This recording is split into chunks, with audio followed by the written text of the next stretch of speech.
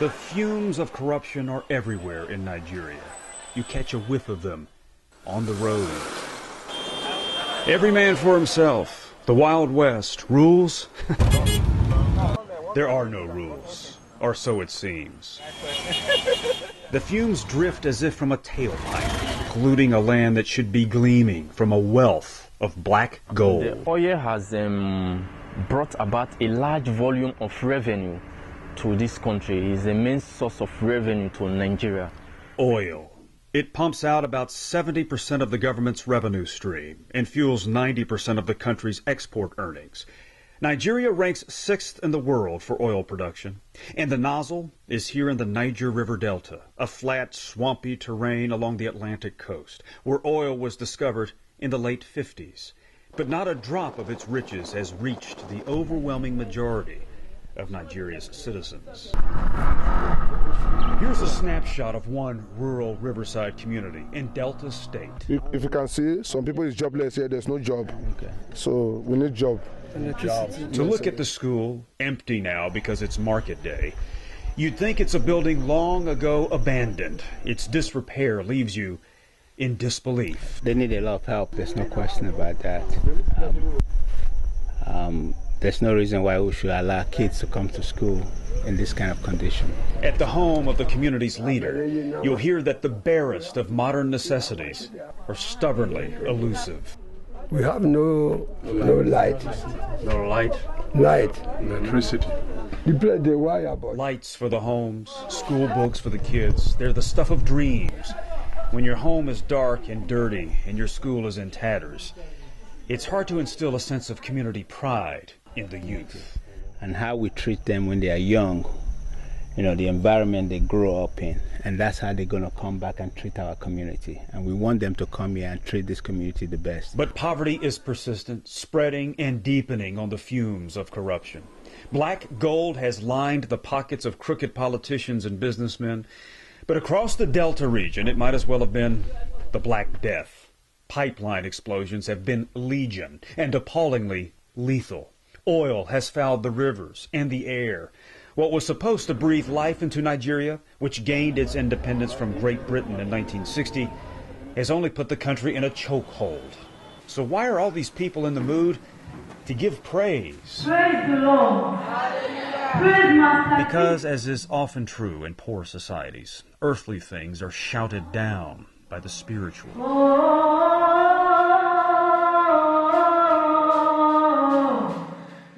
Because in this sweaty church with a dirt floor, abundant life doesn't come from a fossil fuel, but from the blood of the Lamb. You may have started with humble beginnings. God sees your heart, sees your attitude, sees your motivation, and I pray He will infuse you with greater enthusiasm and fire for Him. Because little things are no small thing in a country like Nigeria. You have no idea how much a visit from Americans means to people who look at the U.S. as a kind of heaven on earth. Hi everybody, my name is Jessica. I'm so glad that I have the opportunity to be here with you guys today. And the people smile. Your church has been in our hearts. Victor Jackpour of Phoenix, Arizona, followed his heart back to Nigeria. He, his cousin David Egboro, and his sister Helen all have a heart that beats for Nigeria. All of them left for the U.S. decades ago to pursue an education, a better life. And nobody would have blamed them if they never looked back. But they did look back. Does it look the same, Victor? And they have come back. I was compelled simply to help, make a change, make a difference, give people hope. Home, no matter how penniless, exerts a powerful pull. It tells you where you are from and how far you've come. For them, home is Sapele, a city of about 165,000 people in the state of Delta. In the entire city, there is but one public library. Books. You need books. We need books. Just look at this bare bookcase. Many books go untouched, having exceeded their shelf life. And there's no internet connection. In fact, There's not even electricity. Do they use cards, or they just come in? What we normally do, we register. It's a little thing. Okay. But what about donating books from the States to weigh down these shelves? What about shedding some light on the subject and power a few computers? It's the kind of thing Victor aims to do through his faith-based nonprofit called Mission Africa. Well, first of all, it's really a God call. Basically, I'm a follower of Christ, and God wants us to reach out to our less privileged people in our communities. And when I look at my own communities when I came from, I feel that's a good place to start from. Because I know there's a lot of sufferings, there's a lot of people who are not living to the standard of life that God wants us to live. It's the little things. She left and she came back again. She came back. You retired? Yeah, she's taking over from me. Things that make the headmaster of a primary school downright giddy. The school has a storm-ripped roof over a block of classrooms. And I know God will use you people to renovate it for us. It's a little thing, really, to repair. A little thing to give the children math and English books. That gave us books last session. They have decided to come and see your beautiful and handsome faces. Each year, Mission Africa hires a local publishing company to print books for these school kids. It's the government's job to provide textbooks, but it doesn't always follow through. Even teachers can go months without being paid. Do you like school? Besides, the children have to pay for the books themselves, just as they must pay for their uniforms, and many cannot afford the cost. So they do without, or they don't go to school at all. Look around the villages of Sapele on any weekday, and you'll see them. Children out of school with nothing to do. If you don't go to school, if you don't know how to read, you know what? You are stuck. That means you are going nowhere. In fact, you are going backwards. For Mission Africa to visit a classroom is for the children to be wowed. You're in 5th grade? You all are in 5th grade? Yes? Nice to meet you. Of course, we're wide-eyed too, and maybe a little misty-eyed.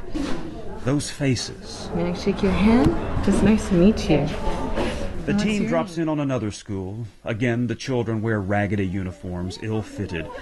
Again, the school has no toilet, no lights. Again, even the littlest things can't be fixed by the government. And the order is salt. That's where Mission Africa comes in. So we need to get these books. Here's what it looks like on book distribution day. Kim Steele is the president of Mission Africa. Every child that we have laid eyes on has a need here. As the CEO of 2 charter schools in Arizona, and as a mom, the condition of the schools weighs heavily on her mind and heart. Some of the classrooms don't even have desks for the children to sit at. They don't have books. They don't have running water. Their food source is very, very limited. And so anything and everything that we can do to meet the needs of these children, to begin educating them properly, is our goal for Mission Africa. At another school in Sapele, called the Peace Nursery and Primary School, Welcome to Nigeria, thank you. Mission Africa has provided desks and benches. It's those little things. We feel that if we can give them something to be proud of and nice new clothing to wear, that'll give them a sense of pride when they come to school. Empowering people who feel overpowered by poverty is a calling for Jessica Lamartiniere. It propelled her to earn a master's degree in international community development. She had to come see the profound needs of this community for herself. Hello, how are you? If our eyes are the window to our soul, what our eyes see here should stir something deep within. Has this been transformative for you? Very, very transformative. Seeing those kids, I have a son, and so, like, seeing the condition that they're going to school, seeing just how they're lacking access, how they're hungry, how they don't have clothes or proper clothes. It breaks my heart because I myself wouldn't want my son to be in that condition. Nobody wants to see anybody's son or daughter in that condition, but such deprivation is so deep-seated, so systemic across Africa, it's natural to wonder, can it ever change? Yes, Jessica says, with baby steps. So if we can influence those at the bottom, at the community level, the community leaders, then we can really start making some change and can influence eventually the top, I believe. That said, it sure doesn't hurt to have a meeting with a king. The Mission Africa team is afforded a visit with the Aroje of Okpe. He's the monarch and traditional leader of the Okpe people, a major ethnic group in Delta State that founded Sapele. I would say that almost like more than 60% of my people are rural people. This meeting is an opportunity to share with him the objectives of Mission Africa and to question him about the persistent problems wearing on his people. The C word inevitably rears its ugly syllables: corruption, Nigeria's great money pit. Instead of using it for developing the people, they take it, store it away in foreign countries and buy private jets. So it's like they're not interested in the people. Government dysfunction that's morally bankrupt. Which is why this king praises non-governmental organizations, or NGOs. NGOs like you are the people that are saving grace. Kingdom. Though he's speaking of an earthly kingdom, the word rings with powerful spiritual echoes. Mission Africa, in the words of Victor Jakpour, is really God's call. Jesus spoke the phrase kingdom of God more than 100 times in the gospel. So, in a small way, Mission Africa is advancing the kingdom with every math book. There is your books, okay? With every prayer and pep talk. Okay, because we love you, okay? We love you, we love you. We want you to be the best.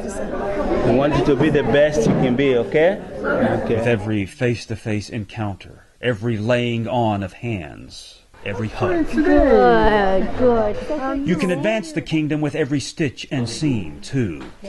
Mission Africa plans to convert this house, where Victor's uncle grew up, into a sewing school and business. We're hoping we put a sewing fashion training program to help the community here, to employ some of the community women and also to train some of the young girls into fashion design. In addition, a sewing business can produce better uniforms for the school children. Mission Africa doesn't have to go it alone in its endeavors. Victor's uncle, a former oil executive with business savvy and connections, has a circle of influential acquaintances already working on an economic development plan for Delta State. OKPOKO.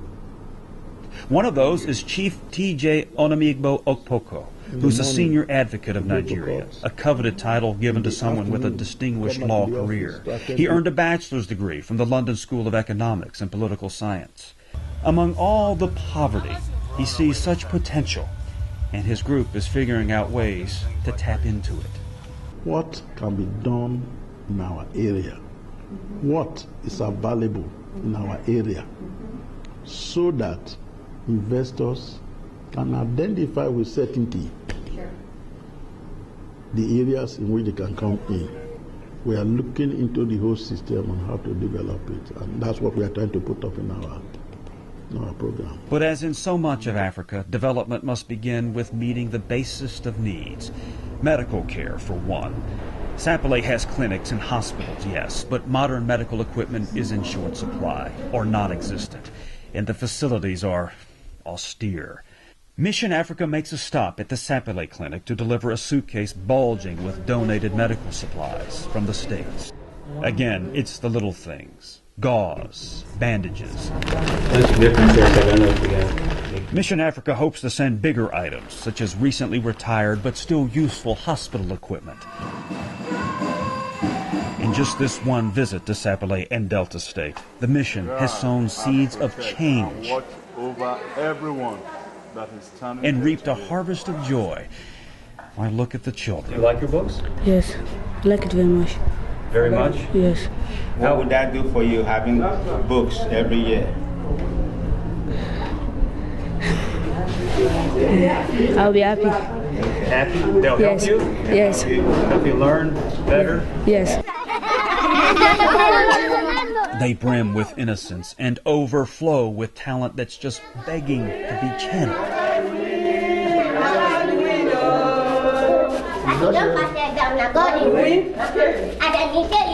What they need are people to cheer them on, give them the tools to thrive, and applaud them for a job well done. What they need is a society that finds its moorings in a strong moral code, where ambition is rewarded and the people in power are responsive. If the state consistently keeps the people down, let the kingdom lift them up. And so when I see these kids, my heart breaks because to me, they're children of God, and so I see them how I see my son. And so I would do everything for my son. So I would want to give them everything too. Give them our sweat, our tears. When you met these children, what did it do to you? You meant What did it do to you? the first night that I didn't sleep? Mm-hmm. Yeah. They're precious children, aren't they? The tears motivate us, as does an unwavering expectation that good will happen. Because what I'm about is really bringing hope, shining a light of hope to the people to know that there is more to life. And let's try to work together to improve the life of each other. You know, generosity goes a long way. Mission So Africa sees an overwhelming need in Nigeria and dares to think small. Because great problems are solved with high-resolution focus and attention to detail. Someday, the winds of change could blow away the fumes of corruption. May these children, someday, breathe the fresh air